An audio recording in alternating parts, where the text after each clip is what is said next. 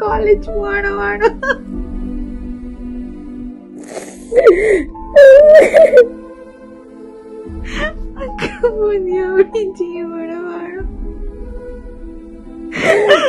എനിക്ക് പുതുജീവിതം നൽകുമോ? എന്നെ ഒന്ന് ജീവിതത്തിലേക്ക് കൊണ്ടുവരുമോ? സഹിക്കാൻ പറ്റുന്നില്ല. ഇരുവൃക്കകളും തകരാറിലായ റുനാ ഖാത്തിമ എന്ന് പറയുന്ന ഈ പൊന്നുമോളുടെ ഈ കണ്ണീര് പ്രിയപ്പെട്ടവരെ, നിങ്ങൾ കാണാതെ പോകരുത്. പ്രിയപ്പെട്ടവരെ, ഒന്ന് ഷെയർ ചെയ്യണേ. 25 ലക്ഷം രൂപ വേണം. ഒന്ന് സ്റ്റാറ്റസ് വെക്കുമോ? ഒന്ന് സഹായിക്കുമോ? ഒന്ന് ചേർത്ത് പിടിക്കുമോ ഈ പൊന്നുമോളെ? പ്ലീസ്.